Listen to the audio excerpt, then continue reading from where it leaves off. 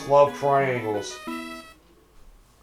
Oh, right. Oh, that was the first season 11 horror of that. Right. With the what? The forced love triangle? Yeah. That was something at like the 3rd or 4th season. Oh. Oh, yeah, I guess so. Yeah, I keep forgetting. I thought...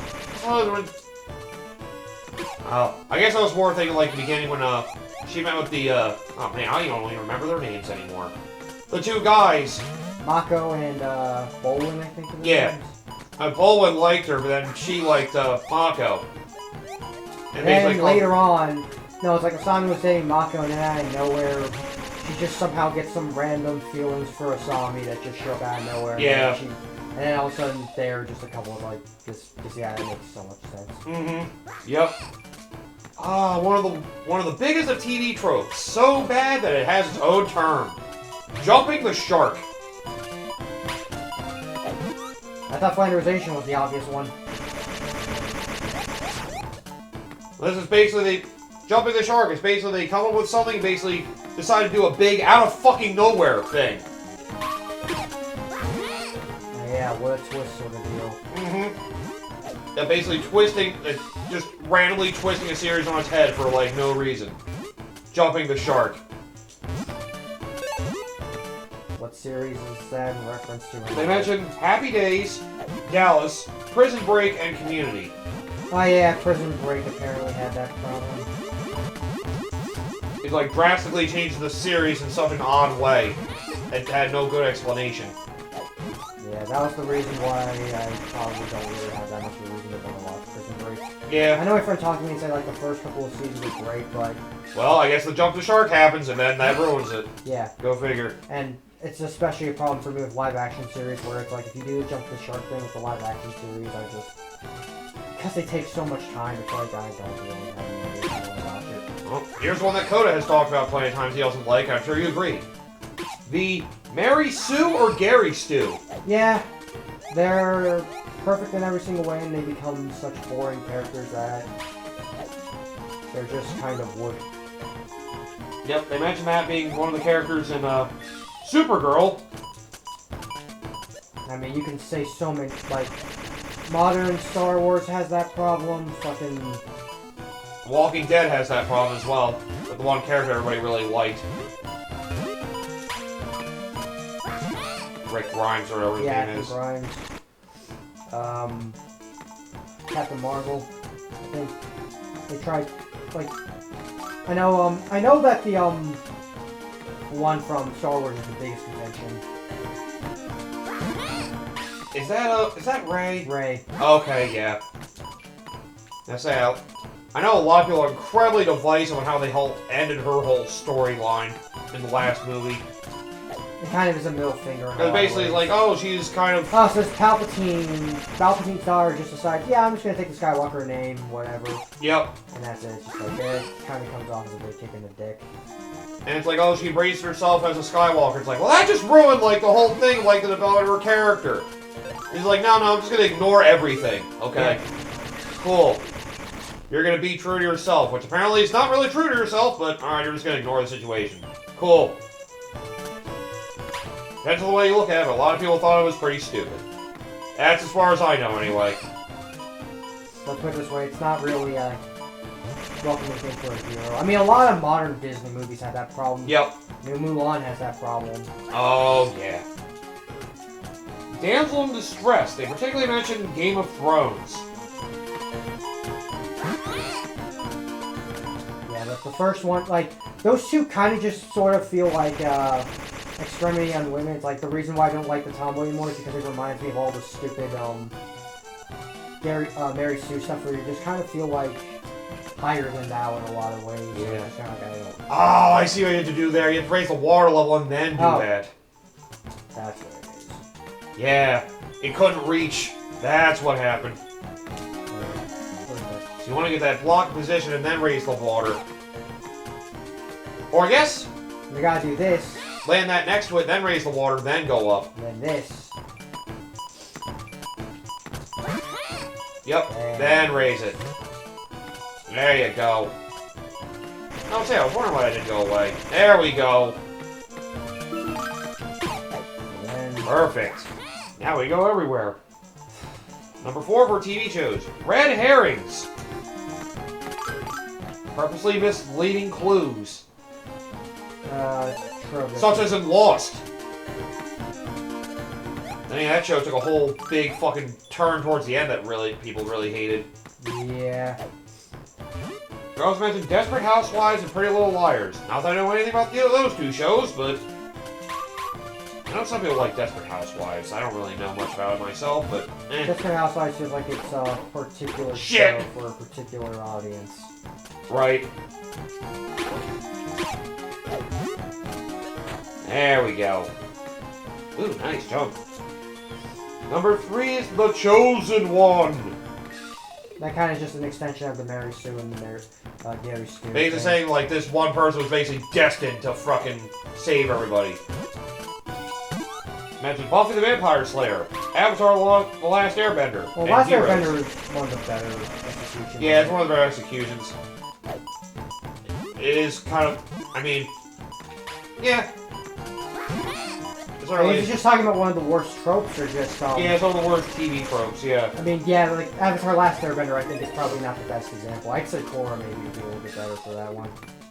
Probably. Number 2, No Ending in Mind. So there's The Walking Dead and Grey's Anatomy. I feel like they have to go on forever for some reason.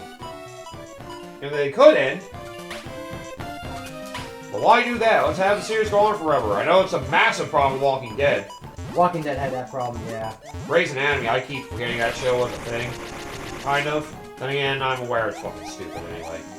Yeah. So, yeah. That one I sadly expect to be rough. The one they have is the worst is constant cliffhangers. Basically ending every single episode on a fucking, oh my god! What's happening? Or what's gonna happen now? Fucking every fucking time. That's a season problem, cliffhanger. Where it's like, here's a season finale, and it's a cliffhanger. They mentioned it with 24, which yeah, I think is pretty guilty of that. Prison Break. That's pretty guilty of it. And Lost. Lost does feel like it's tropey in some regards of that, yeah.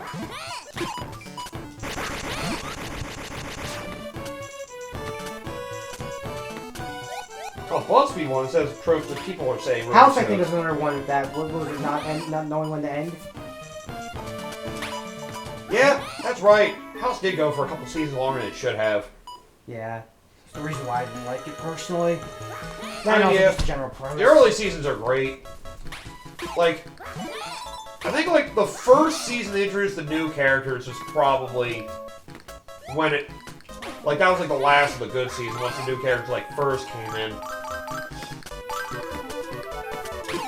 Once it started getting deep in a lot of the character relationships with House, then it was like, okay, I think this is going a little too long.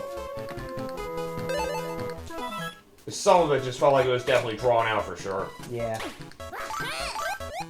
I still love Hugh Laurie's House. He's fucking just Great. great. The problem is just, you know, the nature of the kind of show that it is. It's just Yep. like, hey, great. Did you? Oh! It's like, hey, did you like the fucking live action version of the same shit that you know you already hate, Brian? God. Oh, man, I didn't get the wife. Yeah, that's just an extension of the shit that I've gotten sick of. There are a shitload of shows that go on for too long. I think it's more egregious with House because each of the episodes takes so fucking long. I mean, yeah, a lot of shows like that have episodes of basically an hour. A lot of the primetime shows like to be like that now. Breaking Bad's like that, Better Call Saul's like that. But at least those are five episodes, or 5 seasons, which I can handle more. Game of Thrones is like that. A lot of things like Westworld are like that. Like, that's like the big primetime thing now. Being basically a fucking hour long for each episode. Yeah. And it is frickin'...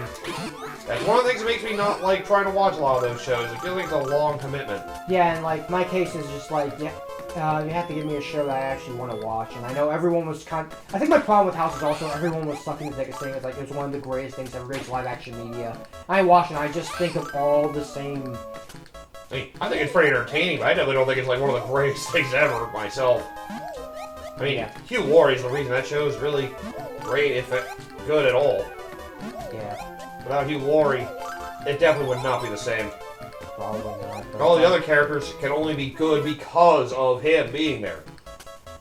And I guess my problem is it's just, you already know my shtick with, like, watching miserable adults being assholes is only has so much.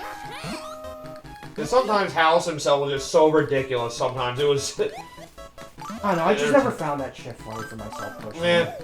Because it kind of just got to a point where once you see an asshole long and people acting like assholes long enough, it goes from being funny to being unfunny to kind of being obnoxious, and then I'm just apathetic to it. Where I'm just like, everybody's constantly sarcastic to one another. Everybody's just constantly an asshole adult, and it's just kind of like, ooh, am I like the fucking madman for thinking I don't find this funny?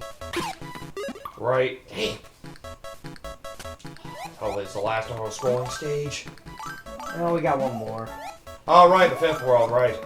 Right, how could I forget? I didn't know if that was just gonna be like just a boss or just like a small amount of levels or something. It's at least make it a whole world, that's good. Why are we an extra thing for getting 100%? There's gotta be something.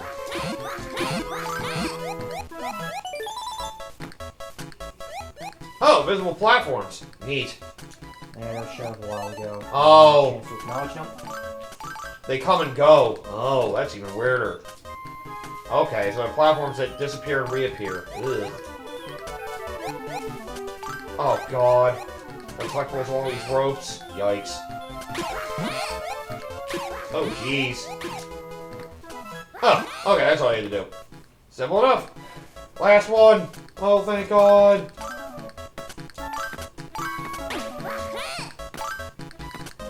The early seasons were good, but it's just not my kind of show, personally. Yeah. That's why I usually watch anime, although there's a lot of tropes in there, too.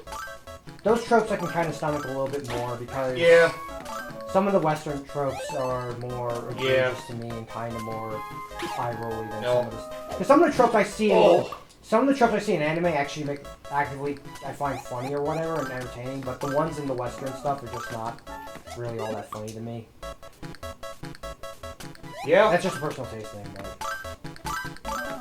I just know it's not the kind of stuff for me, personally. Mm-hmm.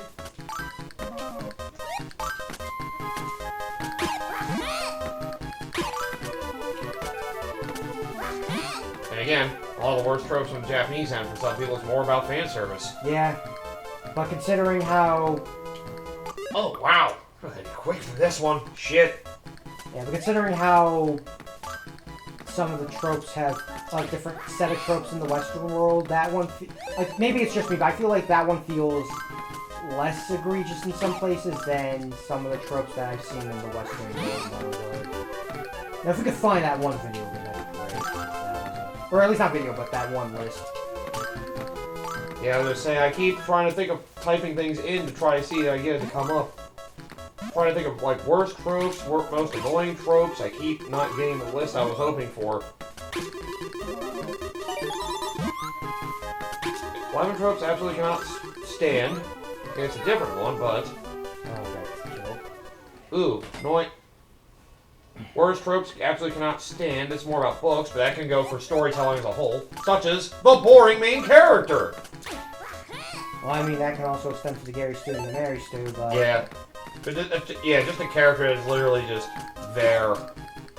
Like, yeah, they're the protagonist, but that's really the only note you have to say about them. They're able to, you know, do what they have to do to achieve their goals, whatever. That's literally it.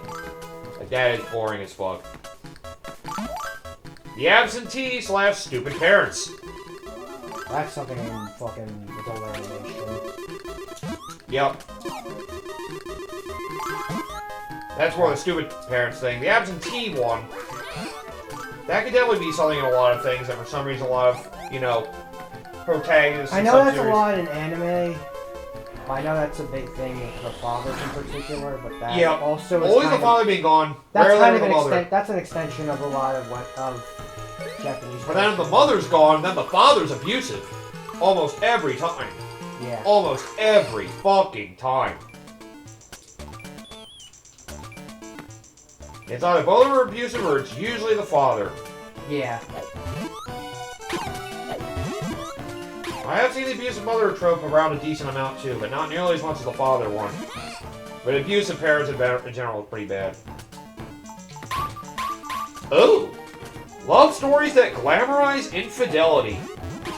Yeah, I can see why that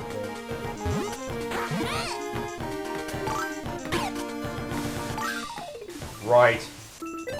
Basically, multiple partners being allowed in there is certainly an odd one. If you're doing a romance series, you're doing that as a hard one. It's a hard one to sell. That's why Japanese people hate the harem stuff. It's like, look at all these girls fall over this one dude. What the fuck? It can be pretty fucking stupid. It can seem kind of ridiculous too. Oh yeah. Because most normal people would never want that. Yeah. Only a few times when they do it for more than just that purpose does it actually work out. That's why only a few series people actually see as that being good. It's usually when the main character is just more of a result of their actions, not really them, like, actively doing it. Yeah. Basically, it's hard to do right, and very few do it right. It's hard to sell. It's hard to really... There's no real easy way to sell something like that. Then again, nobody likes polygamy much either, so... Yeah. Yeah, it's hard to sell that as a whole. I don't think society ever really respected polygamy as an option. I mean, I haven't said my stance, like, I know it's looked down upon, but, you know, if people want to end a relationship like that, you know, if all parties like it, fine! Like, let me say it like this, if you can manage to make it work, then by all means, but yeah. Don't be surprised if most people looked at you yeah. and think you're fucking insane. I mean, yeah. I'm saying, if all parties involved can do it, then fine. I don't have a problem with that. It's just, if all parties can do it, which is hard to do. Because a lot of people are, well, naturally selfish. Yeah. So that's why it usually doesn't work out. That's why most people look down on it. Or you can see it as selfish for wanting to have multiple partners. They want this too, is what's the problem. But yeah. Plots that would evaporate if people would just communicate. Yeah. Poor communication is kind of the core of why a lot of problems happen. Yep. We just have one disagreement, so I refuse to talk to you about this. Ugh. Okay, yeah, we definitely have to get the enemy down there so we can jump over. Ah, the dark, angsty love interest. They said this was popularized because of Twilight. So, some anime have a lot of... There's been a lot of glamorization about the edgy person type or whatever. Right. That's some animes goes around a lot. Of course. But 6. Child and teen characters who talk like pretentious adults. Sometimes it's weird to have children that basically try to act like adults and act like smartasses for it. Admittedly, that can be annoying. It sums off as pretentious. Then again, children characters are kind of the bigger, or impossible characters to write for in a lot of ways because you either make them, whatchamacallit, plot devices, or you try to make them characters and they come off less as characters and more of, I don't really know how to describe it. Right. They don't feel like actual kids. Right. It's a difficult thing to make sense out of. Why do they have the arrows in this room? I feel like there's gotta be a reason for those. I don't know if there's something else really high in this room or something. But I can't think of anything else in this. No. Bringing the block up there would feel pointless. Shit. Oh, wait, now I remember what this does. Okay. I'm gonna say, I feel like those arrows had to be there for something. Oh, use the enemy to get on the switch. Aha! Now it makes sense. Oh. Oh. I see. Okay, yep, let him go over there, throw the block in. Yes! Aha! Have the enemy open it for you. Alright, pretty smart there, alright. That's a good example of a puzzle. I like that. Yep. I see, let you bring the block back up so you can stop the enemy from You have to killing stop itself. it from killing itself so that it turns around. Now I need to kill you so I can get out of here. Another bad trope. Big bad antagonists who lose through pure procrastination. Don't know if I've ever seen a protagonist like that. Or antagonist like that. Unless they're, like, grossly incompetent. I mean, sometimes they're like, you know, I a lot of the villains that feel like they're comfortable that they've won, so they just choose not to do anything. Well, depends And they on... basically give you the time, I mean, it depends on the villain, because I know some Sigma! people... Well, no, he's actively trying to prepare something. It's just more... The problem with Sigma is that nobody takes him seriously because he shows up all the fucking time. Yeah. That's his problem. Wily doesn't procrastinate. I'll say, Mega Man games actually don't have that problem. Yeah. I The only one I know, some people would claim that Scar has this problem, but Scar doesn't really seem like a person that cares about anything more than being. Ah! He keeps hitting the arrow. Fuck. Yeah.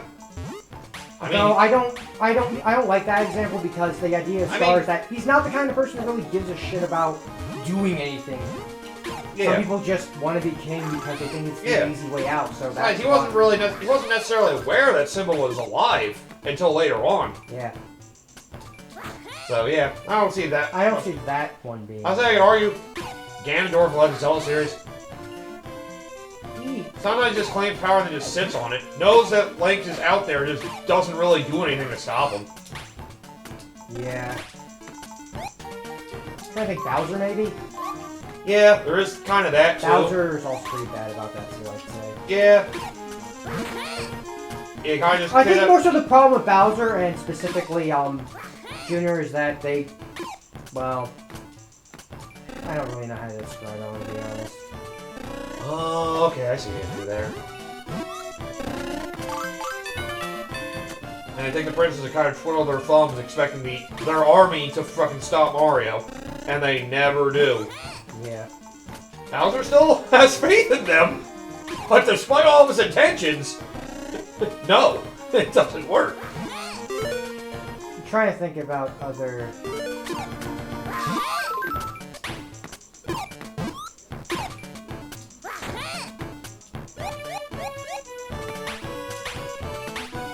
Does Final Fantasy have a film that has a problem like that? Trying to think. The games where a villain, they kind of like... Yeah, they could do... Oh, I have a good one! Infinite. Oh, yeah. The perfect one. You're not worth killing, so I'm just gonna leave you the rod, Mike. Yeah, you really just like... You deal That with... is just like recipe for... Yeah. Come kill me later, you fucking... They counter him early on in the game, and then you deal with him like... Mid-late game, kind of, and then that's it. Yeah. Like, and then he goes, nothing. He's not even dead, he just leaves. He has the perfect opportunity to stop Sonic, and he just fucking leaves. Even Eggman gives him shit that's that bad. It's like, you couldn't finish Sonic, and he wasn't worth killing him, like... And then you don't get the fucking bitch about losing at the end. Mm-hmm. I'm just reminding me of that one quote from Fairy Tail where it's just like, in the Grand Edge game, it's like, you don't get to fucking complain about losing by 1 point if we make it this. And then by one coincidence, we win by 1 fucking point. True. No, this is as far as we can go. Shh. I heard something. What kind of intimidating boss could this thing be? What the? Okay. What the hell are you? It's a monster! No, it's Dr. Medim! Yup, clearly. Big burp. It's no use. Looks like we'll have to fight him. Oh, they don't even tell you how to beat him this time. Oh, you gotta use the frickin' the arrows. Okay. Alright, this one at least looks like it can be decently creative. You just gotta see where he warps and throw. Oh, okay. Right, you can't change the arrows. Unless you have later hits. In which case, that does make that a pretty good boss if they actually do it that way. And it looks like this fight could be more of a puzzle than an actual fight. Oh, the arrows move, so you have to time it. Okay, that's something. Aha! I see. So you have to time it when it's... You have to time it when the arrow's going up. And you cannot hit him directly, you gotta hit him in the head. Oh! And the tilting of the platform can throw off your height, too. That should get it. Okay, yeah, this is at least something. At least you have to do timing to this. Ooh, a heart! Thank you! After going through the boss line, eventually you'll get a heart. Okay. So it's not like you're completely going to die. Wow. This last one's going to be the one that sucks. Ooh, timing the top one. Oh man, it stops right at it too. Oh jeez. Almost makes it feel like it's more worth coming on the other side.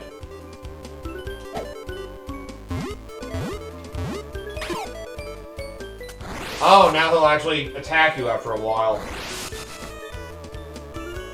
Well, don't have a high chance of dying to this boss, but at least it makes you have to think about how to hit it. Yeah. There's more of a puzzle than Like a I fight, said, but at least it's most something. of these bosses aren't particularly challenging if they are. Right. There it is! If only he had a second form. Nope! At least it was a nice puzzle. Definitely a lot of good puzzles in this world, at least. Yeah. There! We pixelated the graphics so we can change the image again! How could this be? I'm trying to create a medicine to cure all ills. I end up creating an incurable sickness. How ironic. It's not your fault, Dak. Someone used a dream for their evil purposes. You got hit with green mist, I bet. You see anything pure in your dream? Was it mist by any chance? Well, let me see. It could be pure white fog. I saw him! I remember seeing twin moons. Huh. Twin moons! Red mist, blue mist, yellow mist, and twin moons. Okay, it's not mist, alright. Yeah, it's the Imperial flag! And Oh! the culprits are at the castle? Yup. Let's get back to the castle. The Lord's the culprit. I kind of had a feeling about that, honestly, since the beginning. It's one of those things that felt pretty obvious. I kind of want to take a break now. I think this is a good place to stop. Oh, damn. Alright. Sounds good. Alright. I guess next time we'll finish off the game. Yep. See you guys then.